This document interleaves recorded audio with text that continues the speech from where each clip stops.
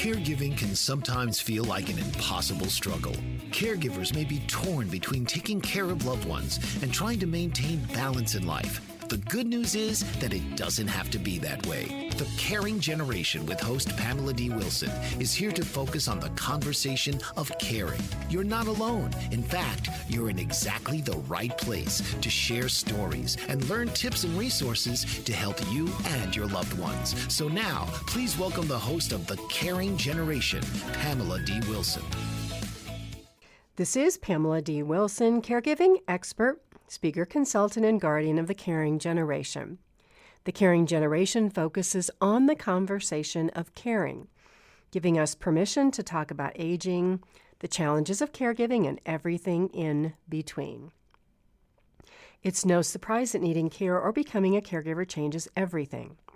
The Caring Generation is here to guide you along the journey, to let you know that you're not alone. You are in exactly the right place to share stories and learn about caregiving programs and resources to help you and your loved ones plan for what's ahead. Invite your parents, spouses, family, friends, colleagues, coworkers, and everyone you know to listen to the show. It's available on podcast apps worldwide. And if you have a question or an idea for a future program, share your idea with me by commenting on my social media posts on Facebook, Instagram, Twitter, YouTube, and LinkedIn. You can also go to my website, click on the Contact Me button, and complete my caregiver survey.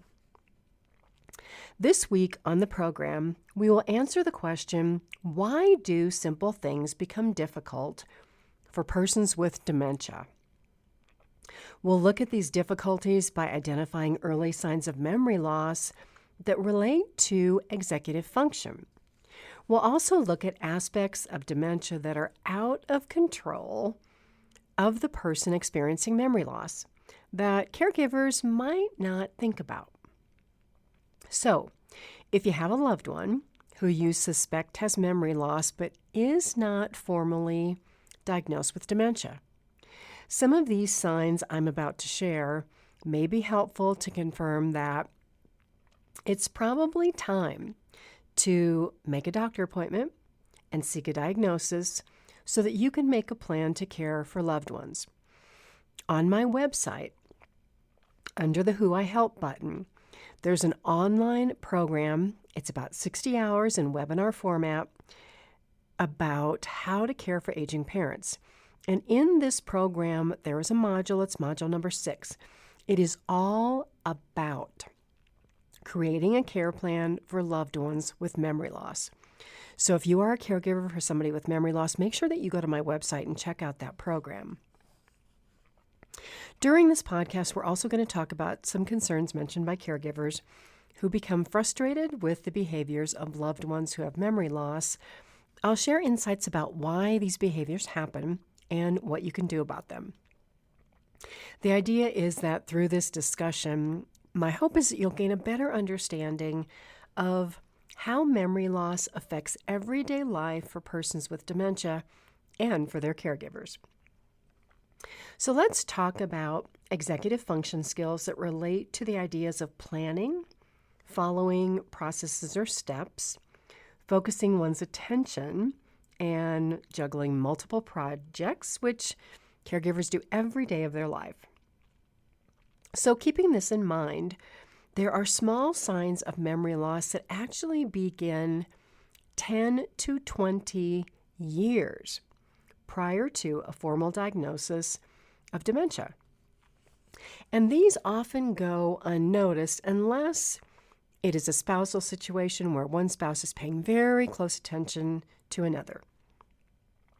So these activities that suffer some early losses include the ability to add, to subtract, to complete simple mathematical equations. Things like, you're balancing a budget or you're balancing that monthly checkbook ledger and it just becomes a little bit harder, so you just stop doing it all of a sudden.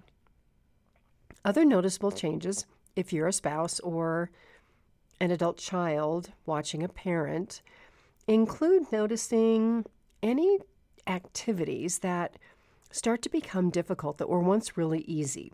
So, a parent using a home computer, or typing, or using a cell phone, or dialing a cell phone. Routine activities like sending emails, maybe updating spreadsheets, making a phone call, completing any type of online transactions that suddenly become challenging. These can be early signs of dementia. And then let's add to this decreased socialization. That means that a person becomes more socially isolated. So, for example, mom or dad or a spouse may decide that they don't want to attend a social activity anymore. And this could be an activity that requires memory skills or executive function. So let's say that mom or dad was an avid bridge player or checkers or chess or some other games. And all of a sudden they're saying, well, I don't think that's fun anymore. I don't want to go do that anymore. I don't find it interesting. Because they may be struggling to participate in that game at the same level that they used to.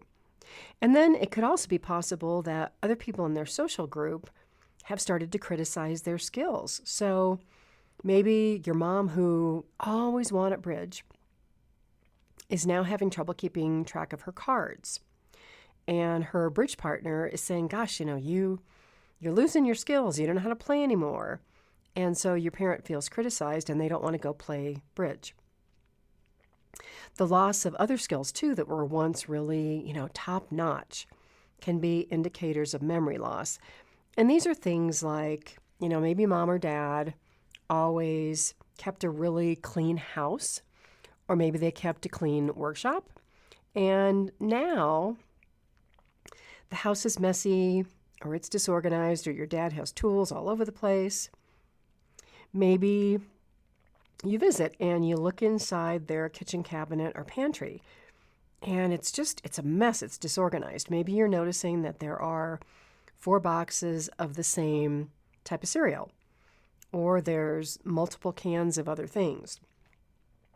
Now, this type of disorganization happens when planning skills that your parents used to use to inventory items in the home before they visited the grocery store were once sharp. And so maybe they don't even remember to do that anymore, and they go to the store and they think, I eat cereal, let's buy some more boxes, not realizing they have several boxes at home already. So in the early stages of dementia, all of these little things may not be noticeable unless there is that spousal relationship where 2 people are together 24 hours a day and 7 days a week. And even then, if a spouse or a partner has no knowledge of memory loss or dementia or Alzheimer's, these little changes that are happening may just be kind of chalked up to, my husband or wife is getting older and it's just the way things go. And if you're an adult child who doesn't see your parents frequently, you can also miss these signs because you're not really paying attention. Now, there is a point where memory loss can progress to a point where things become a lot more obvious. These things could include a parent missing a doctor appointment and that doctor calling to say, hey, you were supposed to show up today, we missed you. Or maybe mom or dad is calling their adult children multiple times in the same day, and they're asking the same questions every time they call. Maybe your parents have pets, and when you visit, you're noticing that the litter boxes are not changed or that the dogs are not being walked, and this was something that your parent really did on a very regular basis. Spouses or adult children also can notice medication bottles. So maybe your parents were always really good about picking up their prescriptions and taking their medications, and now you're noticing that there's 3 bottles of the same prescription sitting on the counter, and all these bottles are filled. The medications are not taken. And so this is something really out of character for your mom or dad. Maybe you're noticing that mom or dad are wearing the same clothes that they were wearing last time you visited, and there's food stains all over the front. Maybe mom or dad's fingernails are getting long. Maybe their hair's not washed. Maybe they have a body odor. These things related to hygiene and bathing and grooming often become problems because people with dementia will forget that they forgot to bathe or that they forgot to change their clothes. And sometimes they even start sleeping in their clothes. They don't even change into pajamas in the evening. Now, these changes can be missed if your parent lives alone and you don't visit very often. Or here's another scenario. Maybe mom or dad were supposed to be at your house 30 minutes ago, and it's an hour later and you're wondering where they are, so you call the cell phone, and they're telling you that they got lost. And you're trying to find out where they are in the car, and they can't really tell you. And eventually, you have to go and find them. And they're way across town somewhere. Other things are like the electricity being shut off because a bill wasn't paid. Maybe the water shut off. Maybe the trash isn't being picked up. In my time managing care for clients, I had clients who forgot to pay all kinds of bills, including health insurance premiums. And these activities do become difficult for people who have dementia and can't keep track of whether they wrote a check or whether they made a payment online. They simply just start forgetting and bills start to go unpaid. Now, if you're a family member of a person with dementia, it can be really hard to understand how, all of a sudden, these things start to happen when mom or dad was fully capable of taking care of themselves. A caregiver recently asked me a very interesting question. This caregiver said, well, how does my parent know to keep repeating the same question over and over and over and over again? And my response to this caregiver was, you are making an assumption that your mom is intentional about her actions, that, she plans to ask the same question or plans to do the same thing to purposely, upset or irritate you. And the answer is people with dementia lose the ability to plan. And so they actually do lose the ability to be intentional about their actions. So for caregivers, gaining an understanding of memory loss to remind yourself that having dementia is like this faulty light switch or a bad connection that doesn't work. It prevents the brain from saying, oh my gosh, I just said that, or I just asked that question. That thought process is something that the brain's unable to do anymore. So let's talk for a minute about behaviors associated with memory loss, which seem to be more troublesome for their caregivers, because the caregivers are focusing on all these problems and the loss of information, while the person with dementia really has no concept or no idea that anything that they're doing or saying is having either a positive or a negative effect on another person. So while some of these behaviors, like repeating that same question over and over again, or pacing back and forth, or maybe watching a movie for the 25th time, may try the patience of the caregiver, if the behavior isn't harming the person with dementia or anybody else, then honestly, really, it's not a problem. Then let's look at language skills. So language skills also will become challenging for persons with dementia who might not be able to remember the name of something. So as the caregiver, what you want to focus on is that the person with dementia is really doing the best they can with what I call a broken brain. So in all these cases, how important is it for you as that caregiver to be right, to correct your parent or loved one when they call, a spoon something else? Because truly at this point in the disease process, your mom or dad can't learn new information. They can't recall lengthy explanations that you might want to offer. They can't remember you trying to correct them.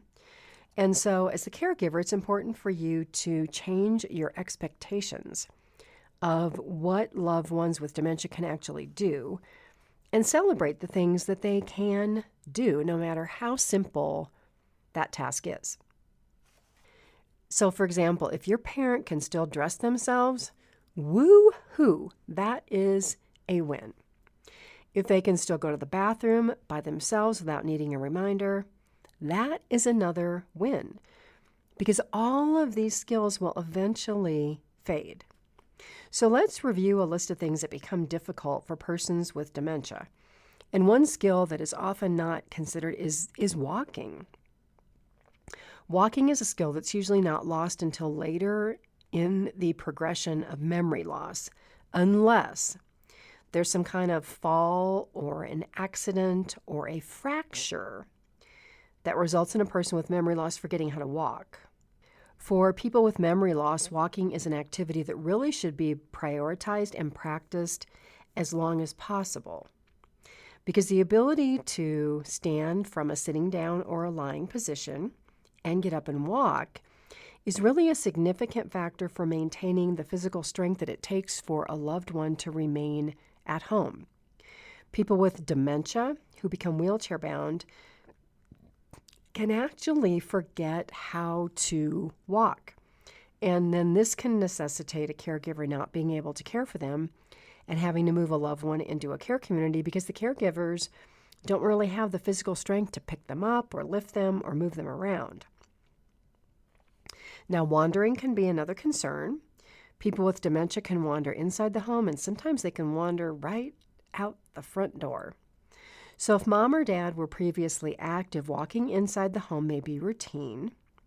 Now, on the other hand, there's wandering, which means that they walk out the front door and they get lost. So wandering can result from things like a parent feeling anxious, or maybe they're bored, or maybe there's just too much going on, too much noise, too much commotion. Now, some types of dementia, like Lewy bodies, can make parents feel paranoid. They can also have some visual hallucinations, so they can start seeing things. And having that experience can actually result in parents starting to wonder because they're trying to get away from these things that they see or these things that scare them. So anxiety related to pacing or wandering can also, though, result from a caregiver trying to encourage a person with dementia to do things that they can no longer do.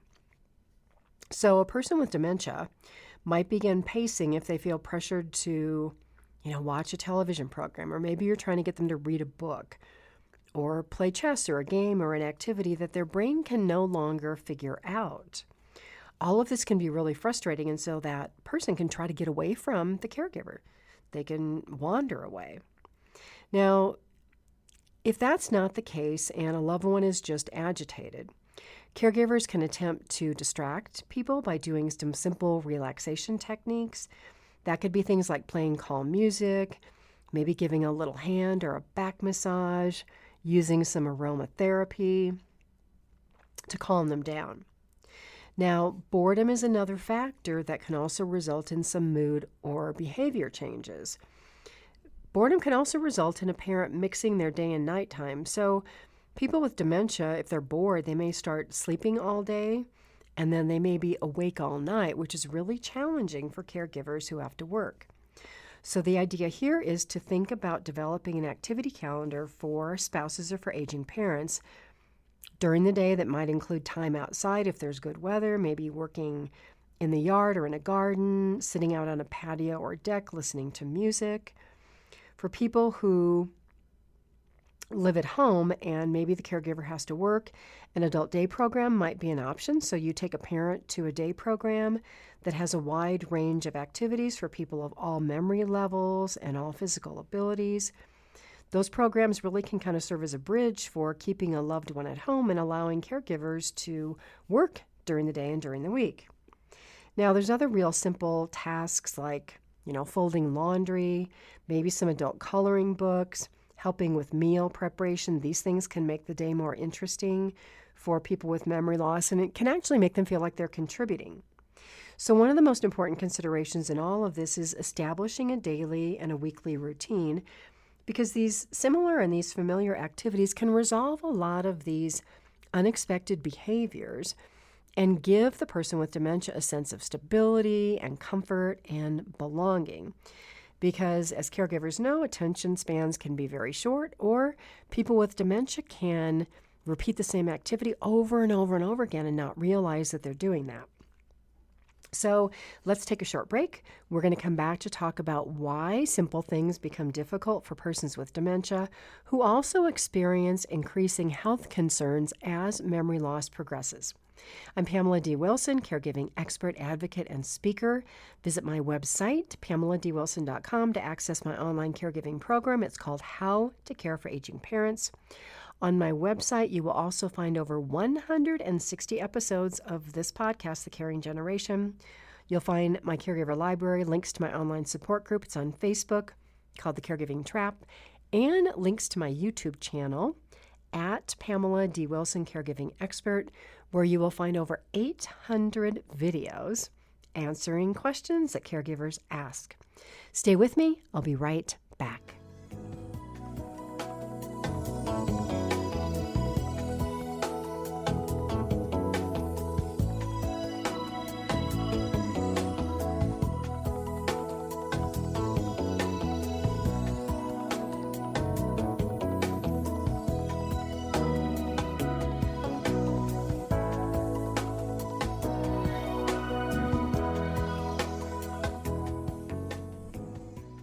This is Pamela D Wilson, Caregiving Expert. Visit my website, PamelaDWilson.com, for tips, support, articles, podcasts, online caregiver programs, access to videos, and more. There's something for everything on my website, PamelaDWilson.com. In this part of the program, we're going to talk about other common issues that caregivers of persons with dementia experience.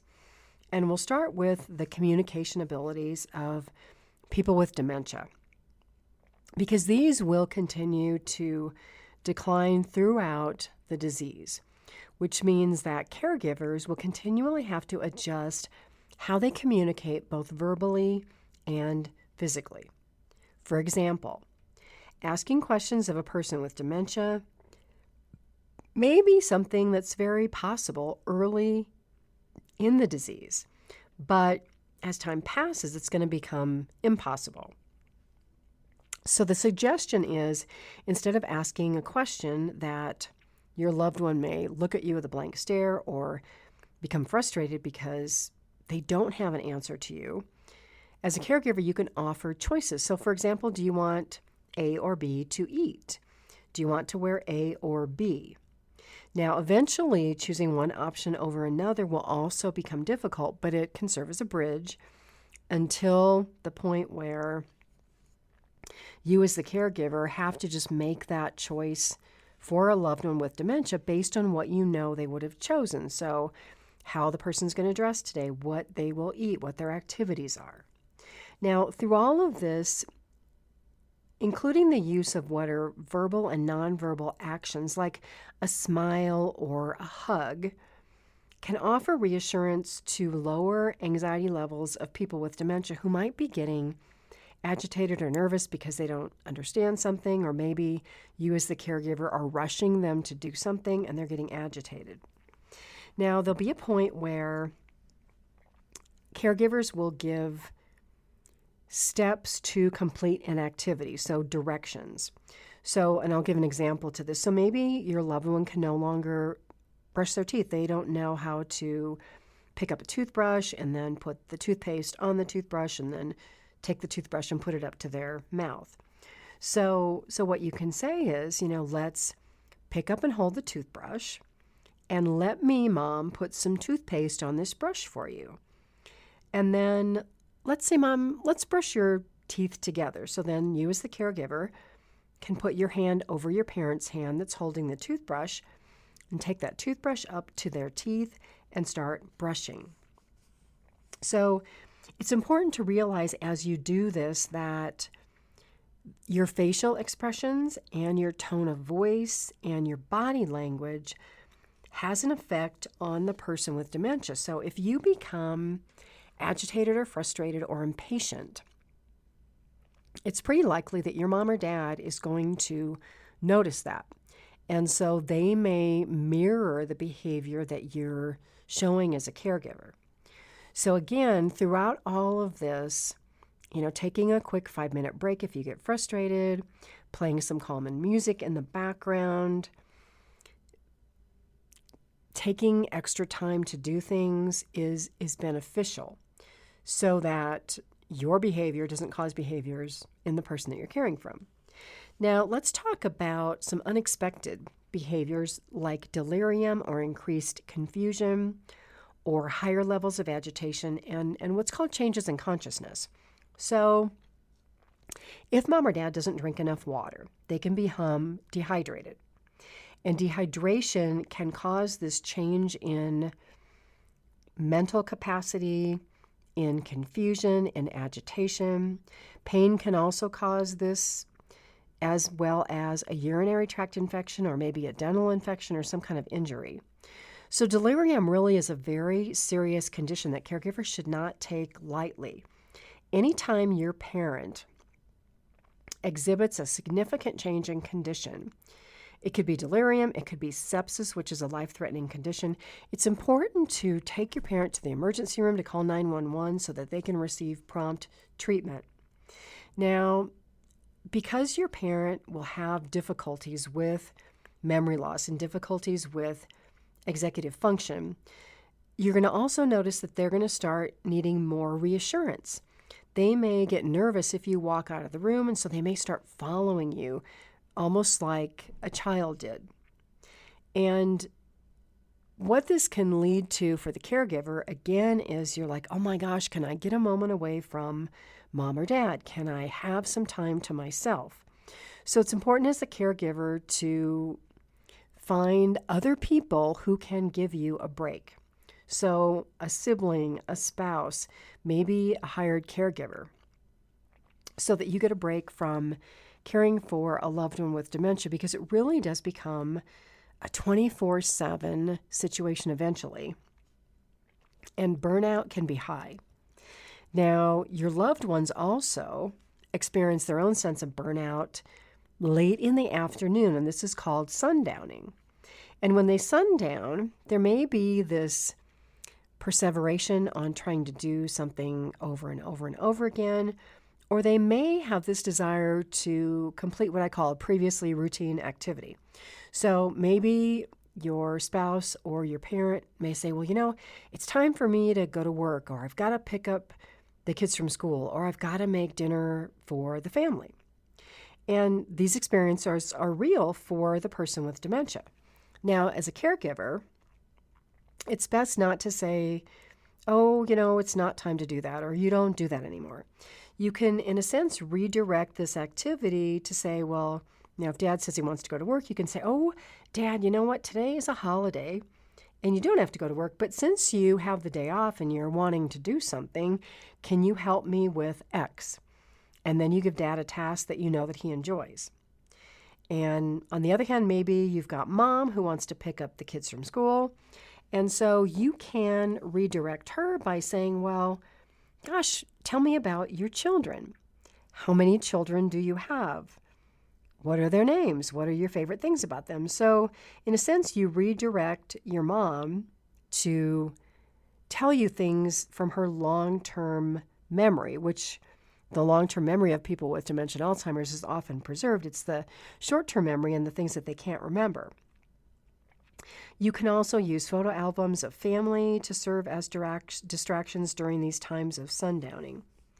Now, other challenges that come up include a spouse or your siblings who are in denial about the degree of memory loss that husband or mom or dad are experiencing, right? And so these family members may be insensitive, and they may be trying to get your loved one to remember things. Or maybe your sister wants to come over and just tell your mom all of her problems because that's what she used to do. But mom anymore can't follow those stories, and mom's getting agitated. And so it's up to you as the caregiver to educate your siblings about memory loss and about the importance of not burdening your parent with memory loss with information that they can no longer understand. It's also important not to have any type of family disagreements or conflicts or arguments in front of your parent with dementia, because that can place them in a very uncomfortable situation where, while they may not follow the conversation, they can see the distress on the faces of the people present. They can hear the tone of voice, and they can pick up on the distress of the encounter so that your parents are getting agitated by other people who were in the situation who were also agitated. Now, other things that can unintentionally upset people with dementia can be things that caregivers take for granted. So maybe the television is playing in the background and there's a news story on about a car accident, or maybe you've got young children living in the house and they're playing noisy computer games with a lot of beeps and loud music. That can cause agitation. So caregivers must pay attention to everything that's going on in a household as far as background noise and people who come and go, because all of this can result in more confusion and agitation for loved ones with dementia. Now, then we have things like sight loss and hearing loss and managing advancing care needs that can become more challenging for the caregivers. So if your parent has any type of hearing loss, the use of hearing aids may work great for a period of time, but eventually sometimes hearing aids can be really confusing for people with memory loss. They may not want people touching their ears or things in their ears. So if at that point your parent with hearing loss can still comprehend written words, you can use a dry erase board or a notepad. Eventually, if they cannot read, that's going to become impossible. So it's going to be more, verbal cues, using cues like, it's time to eat, showing a fork, leading a parent into the dining room to eat. Sometimes caregivers will use plates with bright colors to attract parents to come and eat. There's a lot of things that caregivers can do to make adjustments for hearing loss and for sight loss. So caregivers have this sense of responsibility to care for loved ones with dementia, and as simple things become more difficult, and many things will over time, the pressures of being that caregiver just rise sky high. And there's also this sense of ongoing grief and loss that caregivers are experiencing because they're watching, a parent who maybe was a teacher or maybe an airline pilot, or they had some very high-level job. And now mom or dad, it's heartbreaking, right? They can barely pick up a fork and a knife, and they can't feed themselves. And maybe they're not recognizing their spouse and not recognizing their children.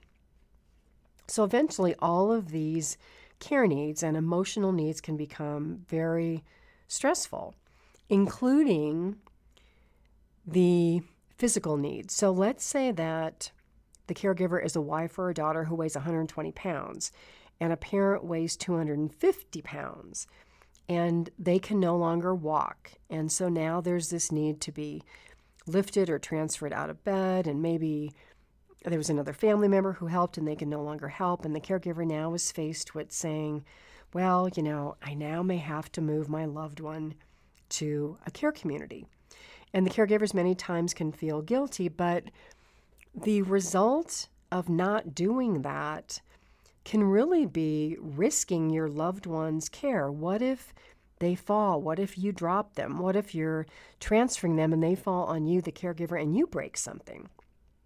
So what the caregivers often don't realize until it becomes really a point of, I can't do this anymore, is that the caregiver's health and well-being does suffer, and it can go downhill along with the person needing care. And there are actual statistics of caregivers of persons with dementia dying first because they have so many health complications. So it's important to realize that dementia and Alzheimer's and all of these memory disorders result from malfunctioning cells in the brain. So it's almost as if the brain shuts off or if it breaks. And our loved ones can't do all of these things that they used to do before that were very easy. And this becomes hard on the caregivers who are trying to do the best they possibly can. And so caregivers who have a very strong sense of duty honestly will sacrifice their lives and their marriages and their health and their well-being to care for another person, and they actually end up with no one to care for them. So this caregiving journey can be very lonely.